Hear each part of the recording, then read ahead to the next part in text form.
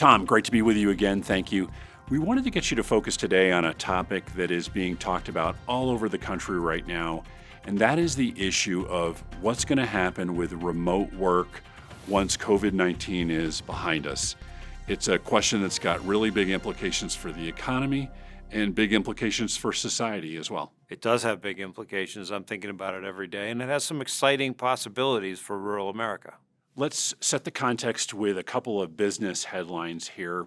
It's really interesting what we've seen in the tech industry. You've had companies like Microsoft and Facebook and Salesforce, et cetera, already declare that remote work is going to be a permanent feature of what they do going forward.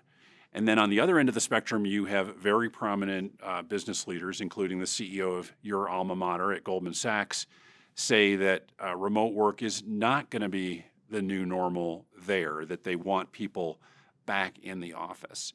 How wide of a spectrum of choices is there for businesses, do you think? And what are boards and executive teams going to have to weigh to get this question right? Big question. It's like a multivariable calculus answer, however, because there are a broad spectrum of different criteria that every business will have to take into consideration as it thinks about what its options truly are, right? Think about it on the one end is if you run a factory with a production line, everybody has to stand at the production line and so forth. You can't turn that into a remote work environment, right? On the other hand, are businesses where everybody's a computer programmer or whatever, so they can do their work from almost anywhere. But there are a lot of other intangibles, like what kind of a culture do you have? How do your people get trained? How do they learn? How do you develop talent and leadership and so forth? And in that regard, everyone's going to have to weigh and measure and prioritize those things for their own business to figure out what they think the future will be. Of one thing I am pretty confident, I think that the impact and implications of the experience of COVID-19 are probably bigger than we even realize now. And we won't realize that until some time has passed, and that the way we work and live will permanently be different. We just have to figure out how. Let's bring up a chart. This is from a very interesting recently published report from McKinsey, and they've looked at a variety of industries and estimated the potential for remote work for those industries. Production agriculture, not surprisingly, is at the low end of the spectrum, and then you go all the way up to financial services here, which they estimate 3/4 of the work in banking and financial services can be done remotely without any impact to productivity. As CEO of CoBank, as you're starting to weigh this and think about this for our own business, what are the specific parameters and criteria that you're starting to think about to get this question right for us? Well, there are a lot, but let me give you a couple of the top ones. Clearly, we have to run our business in a manner that's safe and secure for our employees so that they can effectively do their work and not come to harm. But then we also need to understand, what do our customers want and need for us to fulfill our mission and provide the services that we provide to our customers and make sure that the customer experience remains as good or if not better in the future than it is today. We have to figure out what the impact of the changes we've already been through have had on productivity, and what future changes, if we try to lock in things on a structural basis for the future, what kinds of impacts will those have on productivity and total costs, right? Are our costs going to go up per dollar of revenue because of these changes, or are they going to go down? And I think of our business as one where there's a significant amount of, I think of it as training and mentorship and so forth. People need to work together. We're very much in a relationship business. Not every single job is identical of our 1,135 people. Some jobs and functions are more amenable to remote work more often than others. But for a lot of our people, they're going to get better faster by spending time with other people. Would you say you are more open to the concept of a remote work and a remote work solution today based on a year of experience with this than you might have been at the outset of the pandemic? Easy answer, yes, right? We're all prisoners of our experience, our thoughts, And the fact of the matter is we've had a dramatic acceleration of change in a short period of time. I never would have expected to us to do what we did. I never would have thought we could do it as smoothly and successfully as we had, and therefore I'm kind of taken outside of myself. I'm like, wow, look at that. We did that. I never would have asked the team to do that voluntarily, but we did it, and it therefore makes the array of possible choices and options significantly broader than if you had asked me in January of 2020 what I would be willing to consider.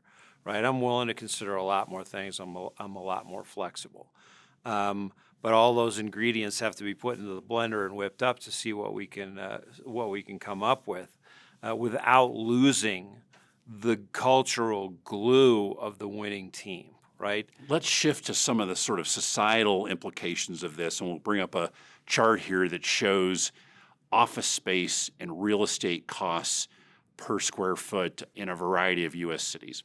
Businesses, I think, are quite good at measuring this part of their cost structure. How much change and shifting do you expect to occur now in this country in terms of the place of work if where your job is not where you need to live? What's going to happen demographically? It's a really, really interesting question, and I think a potentially exciting one for the industries and customers that we serve, predominantly in rural America, because as you say, as you start to erode that co-location requirement, that creates a lot of optionality that didn't exist before. So my expectation over the next, say, 5 years, when you look at this graph, is I expect the standard deviation between those dollars per square foot of grade A office space in cities across the country to narrow up some, right? Because there aren't going to be as many people who are willing to pay for that differential, right? So one of the things for employers, particularly big companies, is they can't just go wherever, driven by the dollars per square foot of office space, among the many other cost things that they have to think about as they locate their businesses and infrastructure. They got to think about, can they get the people that they need there, right? But what's happening here is that the relative value and positioning of the many things you have to take into consideration when you think about how much space you need and where should it be located and so forth is going to change, because it becomes possible for people to who might have worked in New York or San Francisco to take alternative decisions.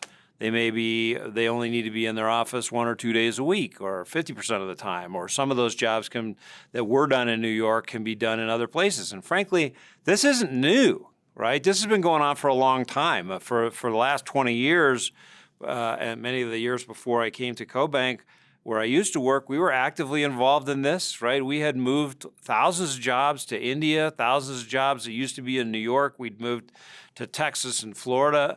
And Salt Lake City, Utah, right? Well, why did we pick those places? Well, because they were obviously lower cost, but they had a big talent pool. They were still urban areas, but they had a lot of people there in the industries that we needed, so you could be confident that you could get the quality of people that you needed to run your business successfully. Let's bring up one more chart, and the final question here related to implications for rural America. This chart shows 40-year time horizon of population changes by type of community. As you can see, the absolute value of the population in rural America has stayed pretty flat over 40 years. All the growth has been in urban and suburban areas. Is it too much of a stretch to think that rural America will see some upside from this trend, some potential for economic revitalization that maybe we didn't have before COVID? I don't think that's a stretch at all. I think the reality is what we were just talking about. If that means that a meaningful number of people either fully move to rural places or buy second homes in rural places and spend some of their time working there and some of their time back in wherever, San Francisco or New York, that's going to create economic activity. That's going to create potentiality for more people being in places, buying houses, renovating houses, buying services, and whatever it is, right? And that would be a good thing. That would be good for the rural economy. That would be good for many of our customers if they're selling more water, electronics, communications, and food, for example. This is a tailwind. We just don't know how vigorous a tailwind it would be, and I'm sure that for some people they'll view this with some fear and trepidation because it brings in outsiders who have different views and potentially thicker wallets, and they will drive up local real estate prices and create other bottlenecks and so forth for contractors and things of that nature. And I certainly understands those kinds of tensions. But what I usually say to people is the only problem worse than the problems of growth is the problem of not having growth at all.